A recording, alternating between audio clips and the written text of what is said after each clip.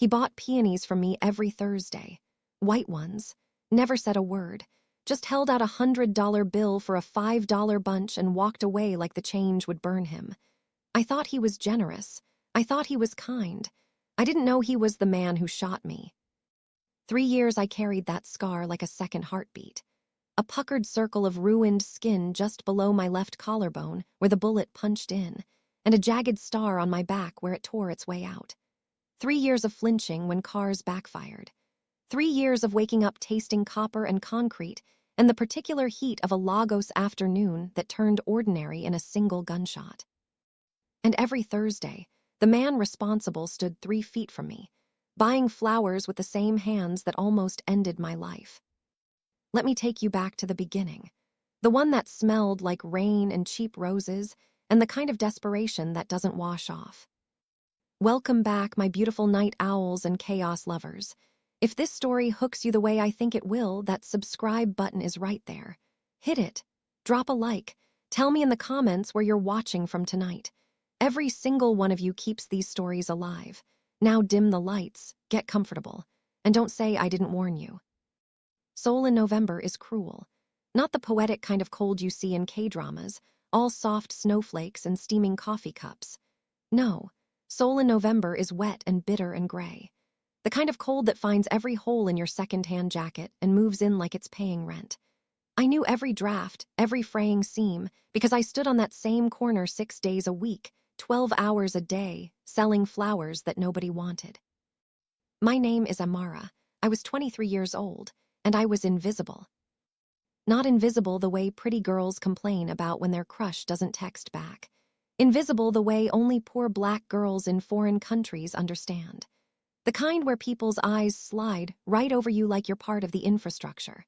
Another fixture on the Gangnam sidewalk, like the cracked bench or the flickering streetlight the city never fixed. I came to Korea 2 years ago chasing my little sister, Zuri. She was 17 and in love with a boy who promised her a modeling career in Seoul. By the time I scraped together enough for a one-way ticket, the boy was gone, the agency didn't exist, and Zuri was working in a basement karaoke bar for tips that barely covered the mold-infested room she slept in. I found her with bruises on her wrists she wouldn't explain. So I stayed, got a tourist visa that expired 8 months ago and became one of Seoul's ghosts. Undocumented, unprotected, unhireable. The flower cart was my lifeline. An old Korean woman named Mrs. Cho let me work her stand on a 60-40 split. 60 for her, 40 for the girl who stood in the rain. It wasn't enough. It was never enough. But it kept Zuri enrolled in a language academy. Kept the lights on in our one-room apartment above the laundromat where the pipes groaned all night like something dying. Kept us alive. And alive was the only goal I had energy left for. The first time I saw him, I almost didn't. Thursday, early September. The summer heat was fatting, but the humidity clung to everything like a second skin. I was packing unsold bouquets into buckets when a black SUV glided to the curb. But the window came down.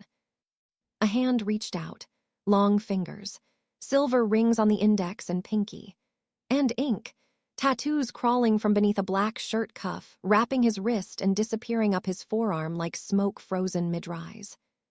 Flowers. His voice was low, the kind that didn't need volume because it had weight, just the white ones. I grabbed a bunch of peonies. My fingers fumbled the wrapping paper twice, nerves, not cold. He waited. Didn't sigh. Didn't check his phone. Just waited with a patience that felt deliberate, like he'd decided to be still and the universe had to agree. I held out the bouquet. $100 bill appeared between those tattooed fingers for a $5 bunch of flowers. Keep it. The window went up. The SUV pulled away. And I stood there holding more money than I'd make in 2 full days, staring at taillights dissolving into evening traffic. He came back the next Thursday. Same time, same order, same $100 bill that landed on my cart like a quiet apology for something I didn't understand yet. 4 Thursdays became 8. 8 became 12. 3 months of this ghost transaction where I never saw more than his hand, never heard more than 3 words, never learned anything except that he wanted white peonies and always overpaid. I started setting aside the best peonies on Thursdays, told myself it was good business. But the truth was simpler. In a city of 10 million people who looked through me, one person chose to stop. Zuri teased me about it, called him my ghost boyfriend. I told her to shut up and do her homework, but I smiled when I said it, and she saw. It was the 14th Thursday, when everything broke. December had settled over Seoul with teeth. -10. My broken zipper meant I held the coat closed with one hand, arranged flowers with the other. My lips were cracked deep enough to bleed, and the scar throbbed the way it always did in the cold.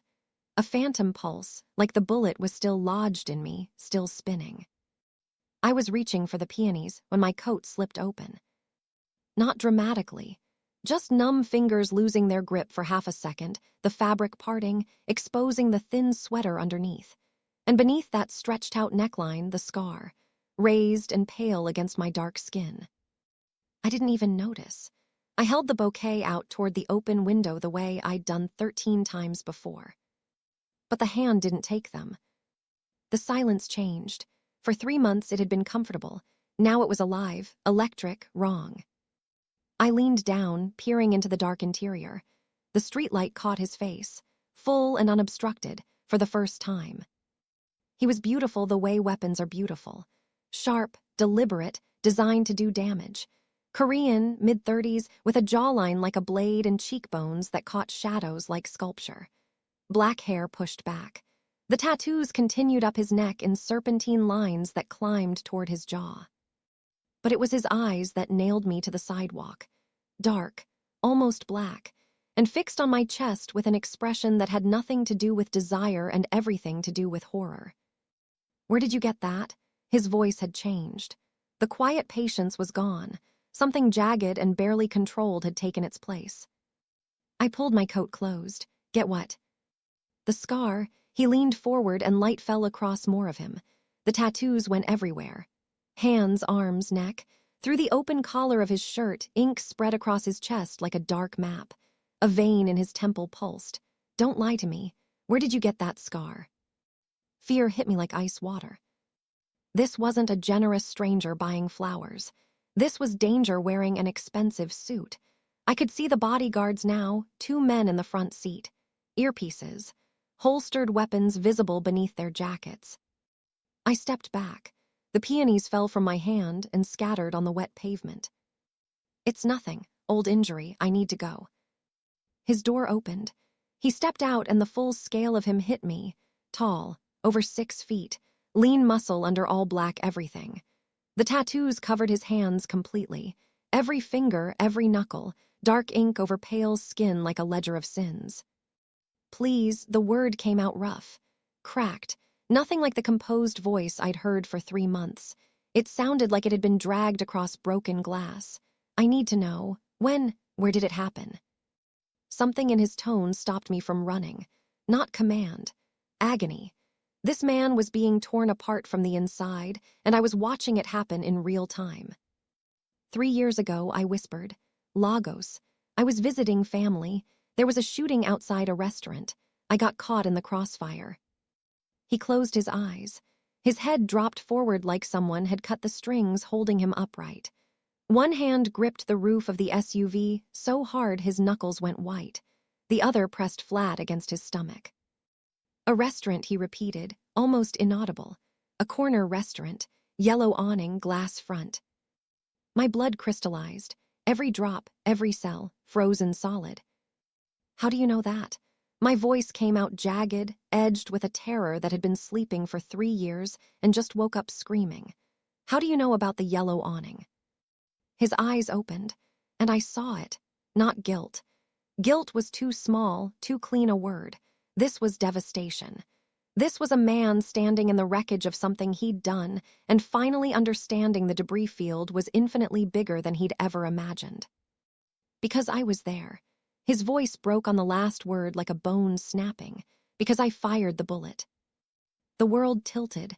I stumbled backward, heel catching the curb, and went down hard. Palms scraping wet asphalt. But it was distant. Everything was distant except the roaring in my ears. "You're lying," it ripped out of me. He dropped to one knee on the filthy sidewalk. This man in his $1,000 clothes, kneeling beside the flower girl he'd shot. His bodyguards moved. He held up one hand. They froze. July, Lagos, 3 years ago. His voice was barely holding together, each word pulled out like shrapnel. A meeting that went wrong inside the restaurant. My men were supposed to wait. Someone gave the order early. Shots were fired through the glass front.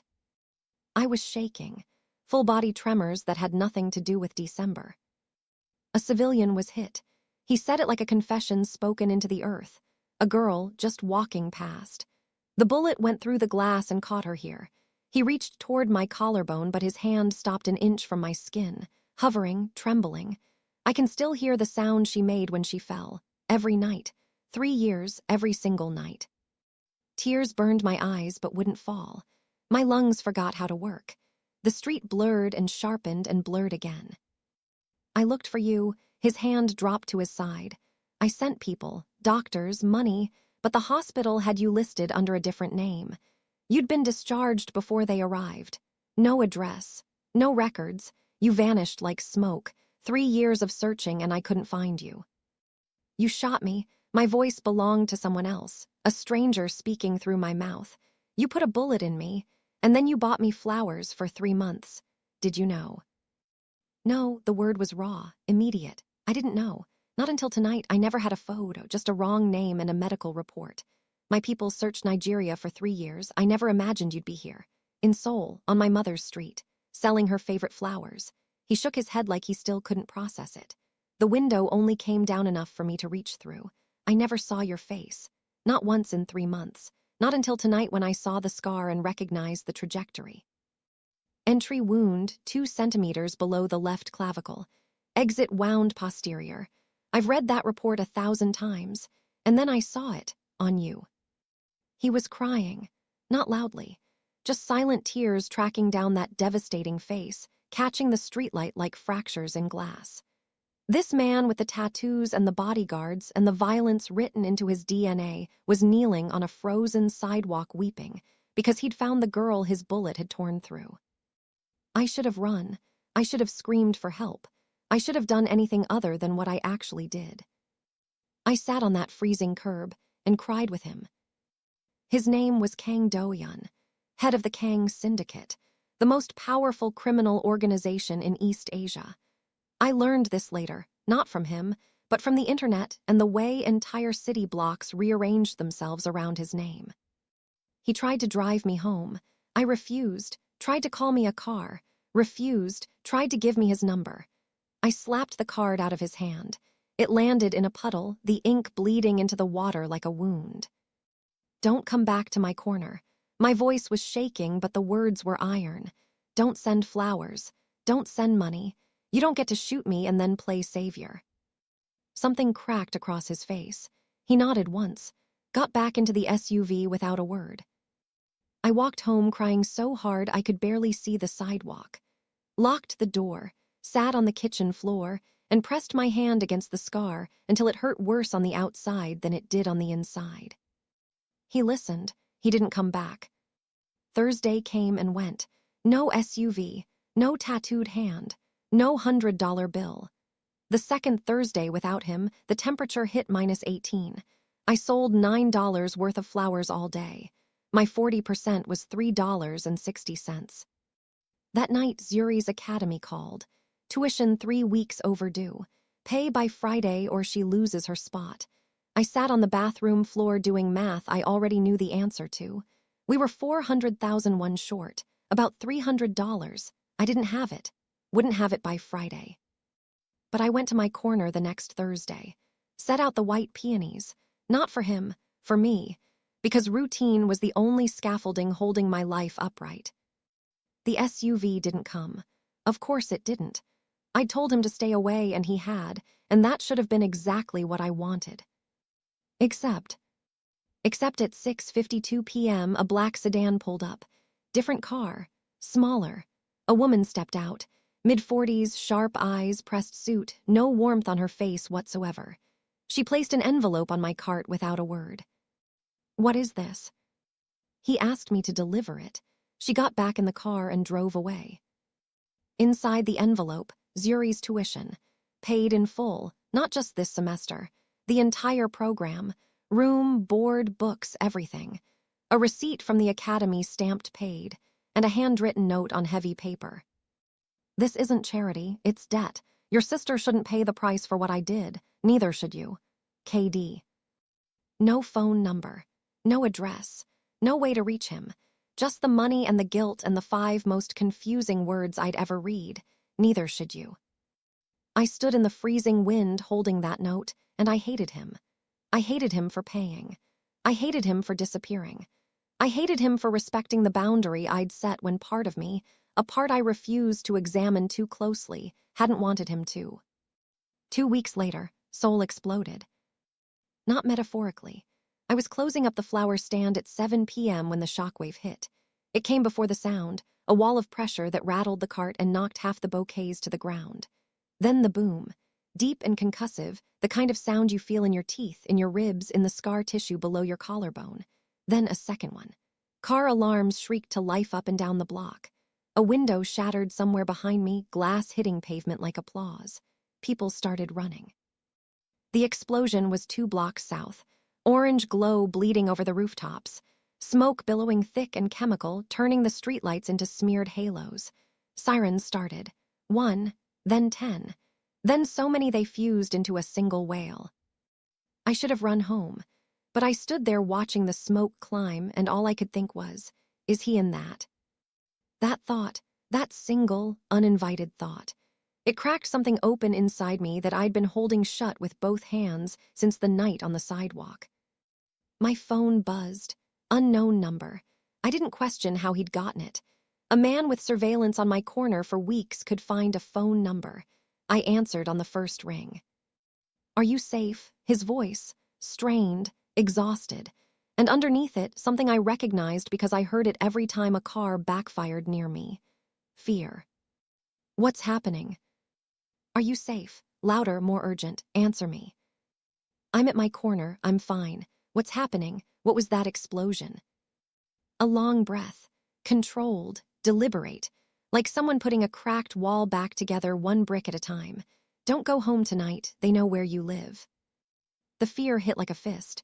What? Who knows? Doyeon, what's happening? A rival clan made their move. They know about you. They've been watching my patterns, and you were one of them.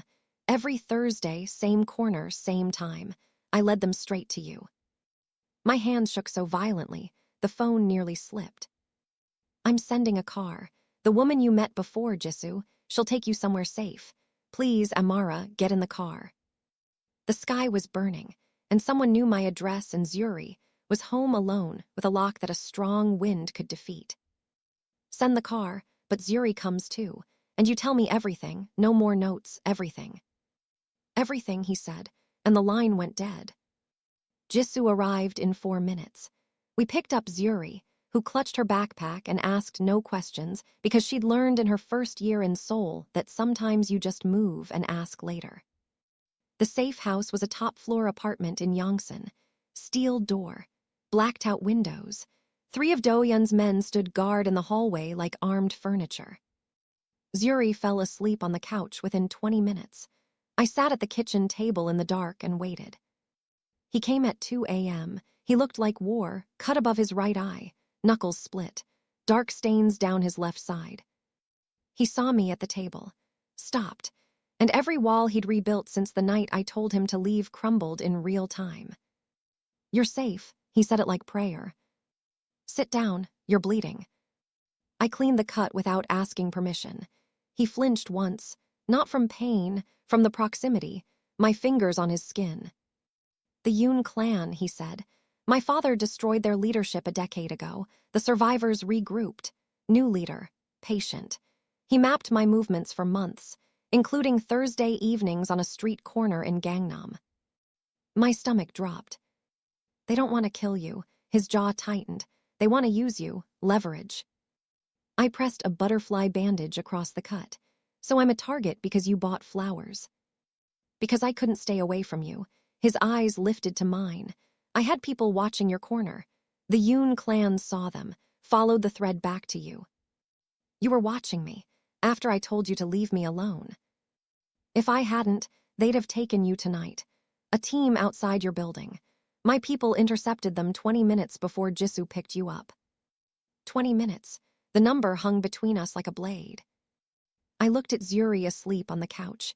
At the steel door, the fires still burning outside. My old life was already gone. It had been gone since the bullet found me on a Lagos sidewalk. I just hadn't known it yet. Tell me the rest, I said. All of it. He did. 3 hours. The family. The empire. The night in Lagos, the target named Akafir, the botched timing, the bullet through plate glass that found a girl carrying plantains home to her grandmother. I was making her recipe, I said. Fried plantains with pepper sauce. I dropped them when I fell. He pressed both hands flat against the table and breathed like a man holding himself together through sheer will. What happens next? I asked. What happens to me and Zuri? You stay here, protected, until the Yoon threat is neutralized. Then you're free, whatever you choose. I don't trust you, I said, and I watched him absorb it like another bullet. But I trust that you die before you let anything happen to my sister. Right now, that's enough. He nodded, just once, slow and heavy with everything he didn't say. I stood, walked to the couch, pulled a blanket over Zuri, and sat on the floor beside her, my back against the couch, my eyes on the man at the kitchen table. He didn't move, didn't sleep, just sat there in the dark, bleeding quietly, watching the door like he could hold back the entire world through sheer refusal to blink. And despite everything, despite the bullet and the scar and the war burning outside, I felt something I hadn't felt in 3 years. Seen. Not safe, not yet, maybe not ever, but seen. By someone who knew exactly what he'd taken from me and was still sitting in the wreckage, refusing to leave. The war lasted 11 days. Do-yeon came every night, sometimes midnight, sometimes 4 a.m., always bleeding. I'd clean the wounds while he sat at the kitchen table, and we'd exist in a silence that slowly changed shape. From hostile to tired to something I didn't have a name for yet. On day 3, while he slept upright in the kitchen chair, I went to hang his jacket in the closet. Something fell from the inside pocket. Small, papery. I crouched down and picked it up. A dried petal, white peony. I checked the pocket. There were more. A small fold of wax paper tucked against his chest, and inside it pressed petals from at least a dozen different bouquets. Some still held their shape. Others had gone translucent with age. He'd been keeping them, every Thursday for 3 months. He'd carried the petals home and saved them. I stared at those petals for a long time. Then I put them back exactly where I'd found them and didn't say a word.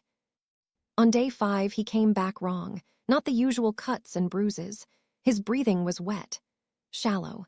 He sat at the table and said, "I'm fine." Then his eyes rolled and he slid sideways off the chair. I caught him, barely. His full weight against me, 200 pounds of muscle and blood. He'd been hiding a wound beneath his jacket, a deep gash along his lower ribs, still bleeding. Not a graze, a blade wound. And from the way the blood pulsed dark and steady, something vascular had been nicked. Zuri, I didn't recognize my own voice. Boil water. Bring me the first aid kit. Every towel in the bathroom, now. Zuri didn't freeze. She moved. Fast and quiet, appearing with supplies in under a minute, holding the flashlight steady when I needed both hands. I clamped the wound with gauze and pressure, found the bleeder by feel, and held it shut while I sutured with the kit's surgical thread. My hands were covered in his blood up to the wrists. The kitchen table looked like a crime scene. And the whole time, some calm, clinical part of my brain that I thought I'd buried when I dropped out of nursing school ran the show. You learned this in school, Zuri whispered, eyes wide. Some of it, the rest I'm making up as I go. Do-yeon's eyes opened somewhere during the stitching, unfocused, glazed with pain. He looked up at me, my face inches from his, my hands slick with his blood, and whispered something in Korean I didn't understand. What did he say? I asked Zuri. She was quiet for a moment. He said, "After everything I did to her, she's saving me." The needles stopped in my hand, just for a second, then I kept stitching. He was stable by dawn. Zuri had fallen asleep on the floor beside us, blood on her pajama sleeves, her hand resting on the first aid kit like a teddy bear. I sat in the chair across from him, exhausted, watching his chest rise and fall. The peonies, he said. His voice was barely there. My mother's favorite. She died when I was 12. My father's world killed her, the stress, the grief, the constant violence. It ate her alive. I used to bring her white peonies every Sunday. He swallowed, didn't look at me. When I found your flower cart, I didn't know who you were. I just saw the peonies and something in me stopped. Like she was telling me to pay attention. So I kept coming back. And then I saw the scar, and I understood why she'd led me to you. I didn't believe in ghosts. I didn't believe in fate. But I believed that a man who kept dried petals in his jacket pocket like prayers was carrying a grief that matched my own. That's when I understood. The petals, the 3 years of searching, the $100 bills left like penance offerings. This man had been carrying me in his chest the same way I'd been carrying the bullet in mine. We were each other's wound, and neither of us was healing. I forgive you, it came out quiet, raw, not casual at all. His eyes opened. Not for you, I said, for me. The bullet doesn't get to own me anymore, and neither do you. He didn't speak, but his hand found mine. Split, tattooed fingers wrapping around my wrist for 2 seconds before letting go. That was the moment. Not a kiss, not a confession, just a hand around a wrist in a blood-soaked kitchen at dawn. The smallest touch between two people connected by the worst possible thing. And it meant everything. On day 11, Do-yeon didn't come home bleeding. He came home clean, new suit, hair pushed back, no cuts, no gunpowder residue on his hands. He stood in the kitchen doorway and looked at me, and something in his posture had changed. Lighter. The way a building looks after the scaffolding comes down. It's over, he said. Zuri looked up from her textbook. Over how? Over completely. The Yoon leadership is dismantled. Their networks are gone. The people who targeted you have been dealt with. I didn't ask what dealt with meant. I didn't want to know. Some doors are better left closed. So we can go home, I said. Yes, his voice was careful, neutral, the voice of a man offering a door and forcing himself not to beg you to stay. Zuri started packing immediately. I stood in the kitchen, looking at the table where he'd sat every night, the chair with the faint bloodstain on the armrest, the first aid kit I'd restocked twice, the window I'd watched through every morning looking for smoke. I crossed the kitchen, stood in front of him, close enough to smell gunmetal and sandalwood. I have a condition, I said. He waited. You stop buying my flowers. You come to my corner on Thursday and you talk to me, like a person, not a debt, not a sin you're paying off. You talk to me like someone you want to know, and I'll decide week by week if I want to know you back. No money, no envelopes, no surveillance, just you and me and a conversation. Can you do that? His eyes were bright, not with tears, something fiercer. Yes, he said, I can do that. Good, Thursday, 6:30, don't be late. I turned, collected Zuri and her backpack and walked out. In the hallway, Zuri grabbed my arm. What was that? She whispered. Did you just ask the most dangerous man in Seoul on a date? I didn't look back. It's not a date. It's a negotiation. But I was smiling, and Zuri saw. Thursday came. 6:28. I was arranging peonies with hands that wouldn't stop trembling, not from the cold this time, when a shadow fell across the cart. No SUV, no bodyguards, just him, standing on the sidewalk in a black coat, hands in his pockets, looking more terrified than I'd ever seen him. More terrified than the night he told me about the bullet. More terrified than the night the city burned. Because this required something violence never did. Vulnerability. You're early, I said. You said don't be late. I handed him a peony, single stem, white on the house. His fingers closed around it. Our hands didn't touch. Not yet.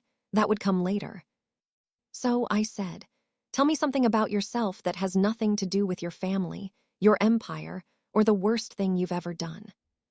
He looked at the flower, looked at me, and for the first time in 3 months of Thursdays, he smiled.